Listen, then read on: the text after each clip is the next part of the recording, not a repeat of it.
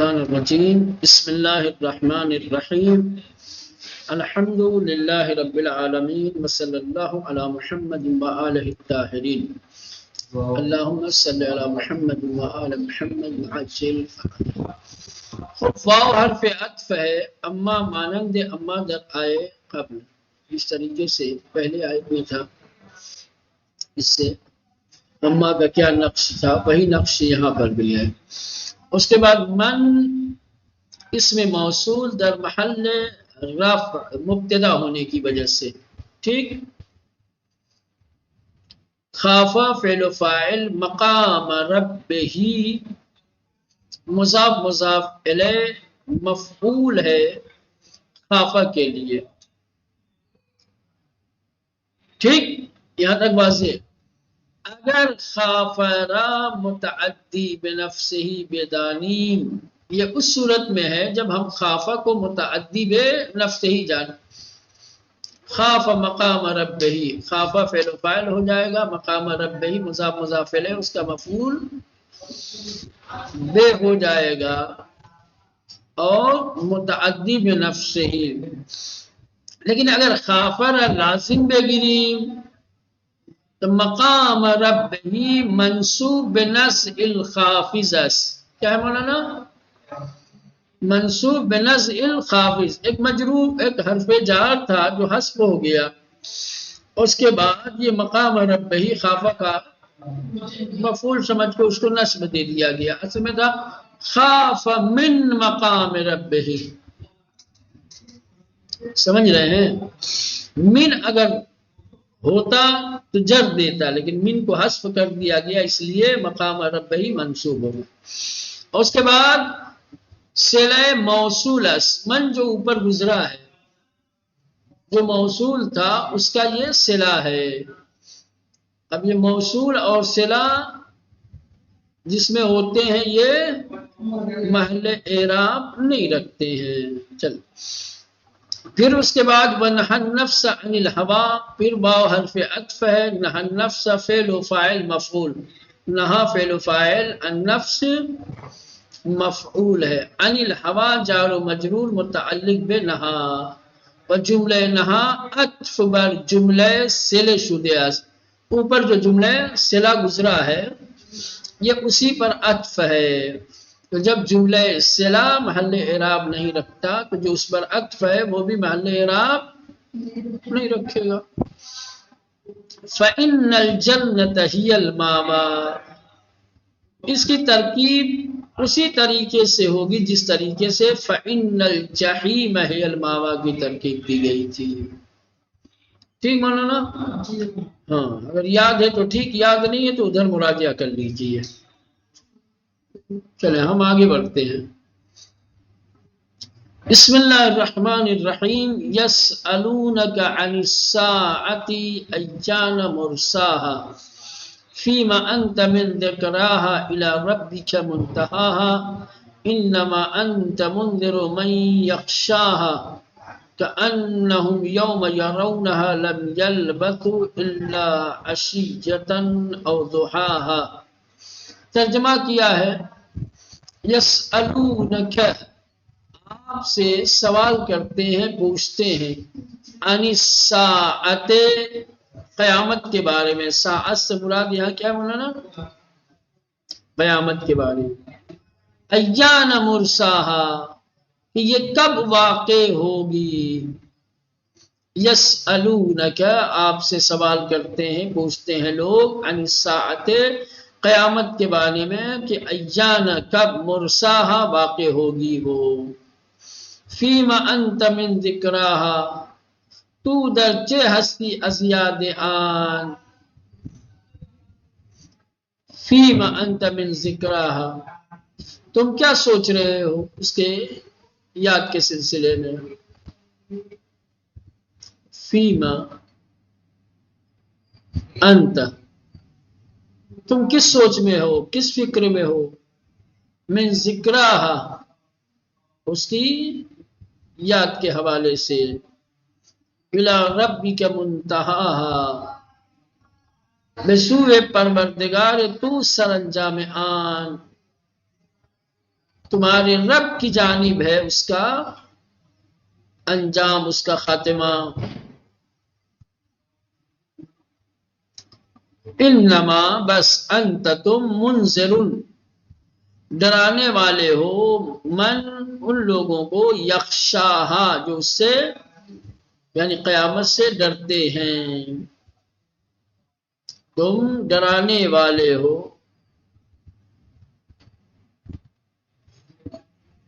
بس تم ڈرانے والے ہو ان لوگوں کو یا اسے جو قیامت سے ڈرتا ہے۔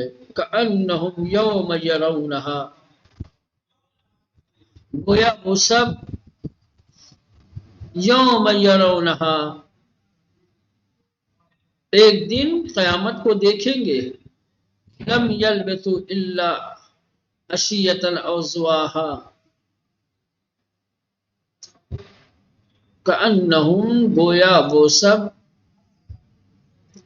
روزی ایک دن رستاخیز را ببینن قیامت کو دیکھیں، لم یلبثوا درنگ نہ کر دے انت دنیا، یعنی دنیا میں انہوں نے توقف نہیں کیا ہے، وہ نہیں رکے، الا عشیۃ او ضحاہا مگر عشیہ یعنی شام کا وقت، ضحاہا یعنی صبح کا وقت یعنی چاشت کا وقت۔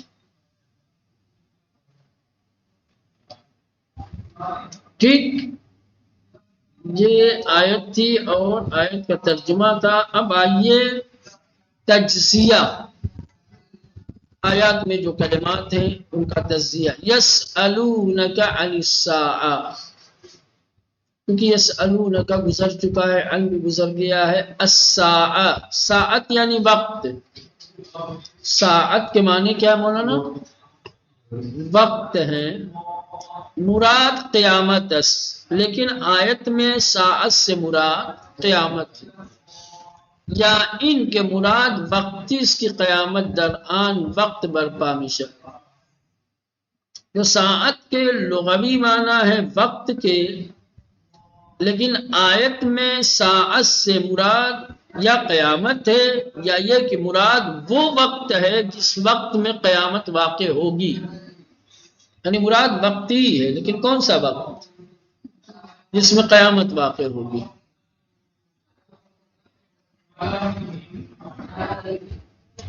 در اصل سوء بودے کی باب آن قلب الف گردی دے، کہہ رہے ہیں کہ ساعہ اصل میں سوآ تھا، کیا تھا مولانا؟ اس کا واو الف سے بدل گیا، واو الف سے بدل گیا، ہو گیا ساعہ، محتمل مفرد باشد و محتمل جمع مکسر۔ یہ ساعہ ایک احتمال یہ ہے کہ یہ مفرد ہو، اور یہ بھی احتمال ہے کہ یہ جمع مکسر ہو برائے ساعہ، ساعہ کا جمع مکسر ہو۔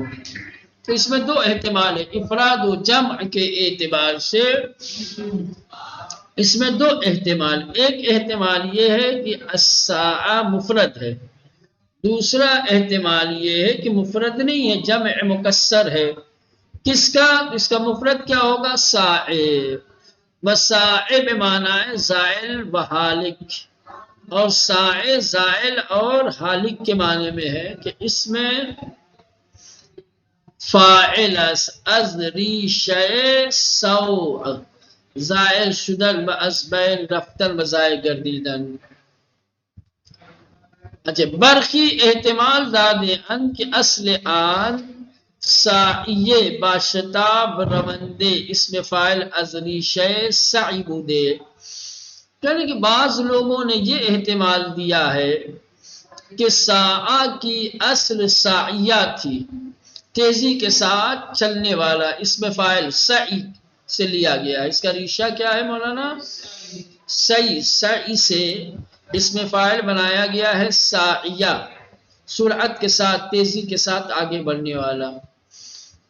اس کے بعد بخاطر کثرت استعمال یا آن حذف شدے، اس کے بعد کثرت استعمال کی وجہ سے اس کا یا حذف ہو گیا، وعین چون ما قبل تائے تانیث قرار گرفتے، اور عین چونکہ تائے تانیث سے پہلے واقع ہوا ہے، مفتوح شدہ اس وہ کیا ہو گیا مولانا؟ مفتوح ہو گیا ساعہ. ٹھیک، چلے. ایان اس میں استفہام و برائے پرسش الزمان میں کار می رود. ایانا اس میں استفہام میں سے ہے، سوال کے لیے آتا ہے. کس چیز کے سوال کے لیے؟ وقت کے سوال کے لیے. وقت پوچھنا ہو تو کہیں گے ایان، ایان تذهب، تم کس وقت جاؤ گے، ہے نا. ایان امتحان کا، تمہارا امتحان کب ہے، کس وقت ہے. تو ایانا اس میں استفہام ہے، وہ برائے پرسش الزمان بکار می رود، اور وقت کے سلسلے میں سوال کرنے کے لیے استعمال کیا جاتا ہے. وَالظُّرُوفِ مبنیّاس، اور یہ ظروف مبنیہ میں سے ہے، ظرف ہے اور مبنی ہے. مرسا در اصل اسم مفعول اسباب افعال است. مرسا اصل میں کیا ہے مولانا؟ اسم مفعول ہے، کس سے؟ باب افعال سے.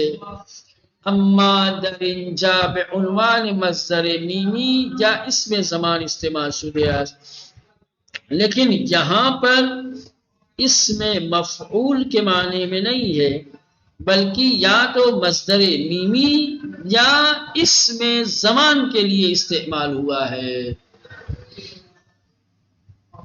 ٹھیک، بے معنی ہے اثبات و قرار گرفتن، یعنی اثبات ثابت کرنا، واقع ہونا.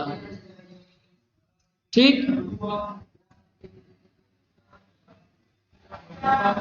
قرار گرفتن لنگر انداختن، لنگر ڈالنا، لنگر پھینکنا.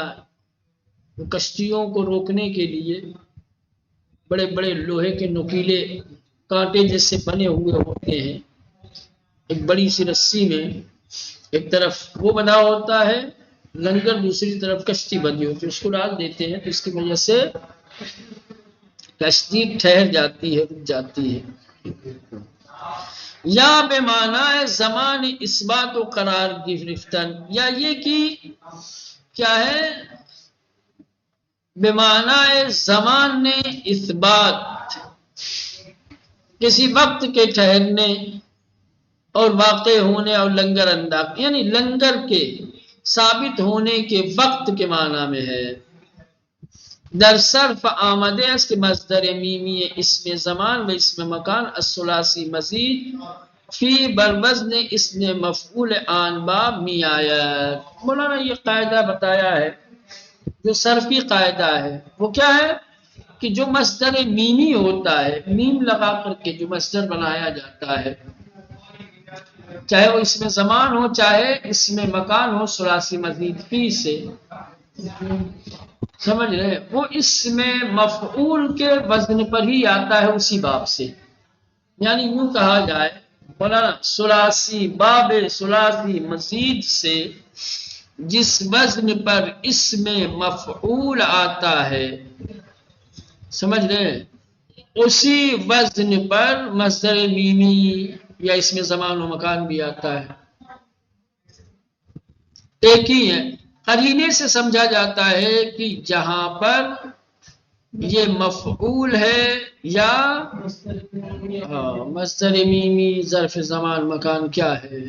ٹھیک، در صرف آمده است، کہنے صرف میں، علم صرف میں آیا ہے کہ مصدر میمی اسم زمان و اسم مکان، کہ مصدر میمی جو اسم زمان اور اسم مکان کا معنی دیتا ہے، الثلاثی مزید فی، ثلاثی مزید فی سے بروزن اسم مفعول آن باب، اسی باب کے اسم مفعول کے وزن پر می آیت آتا ہے.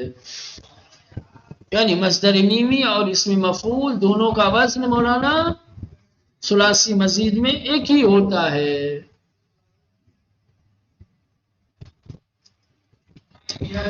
اس کے بعد فیما انت من ذکرہا، یہ سب پیچھے گزر چکا ہے. ذکرہ یاد کردن، ذکر یاد کرنا، ذکرہا اس کو یاد کرنا، یاد کر.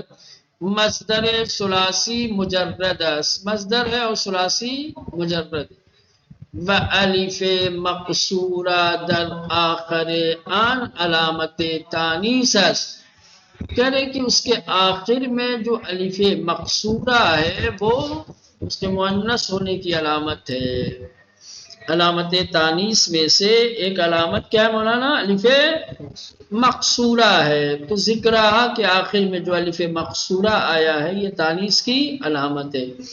راغب آن را بمعنی کثرت ذکر می داند. راغب نے اس کلمے کو کثرت ذکر کے معنی میں لیا ہے، یعنی زیاد یاد کردن، زیاد آوری نمودن، بہت زیادہ یاد کرنا، بہت زیادہ یاد دلانا. خوب اس کے بعد ہے منتہا. منتہا یعنی نہایت، پایان، آخر.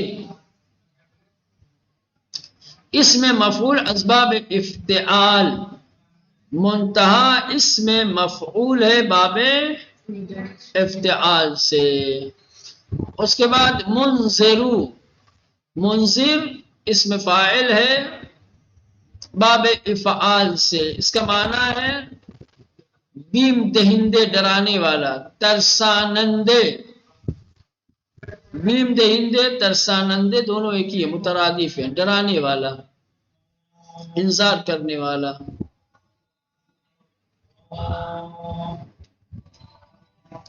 اس کے بعد لم یلبثو،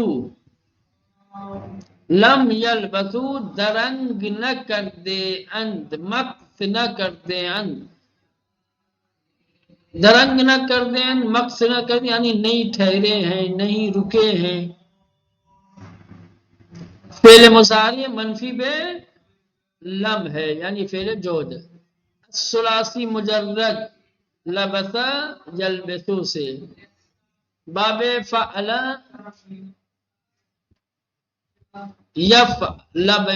لبث یلبثو، فعل یفعل. ولازم اصل یہ لازم و بسیلہ با استعمال می شود، اور با کے ساتھ استعمال ہوتا ہے. جیسے لبث بالمکان، مکث و اقام فیہ یعنی ٹھہرا اور اقامت اختیار کی اس میں.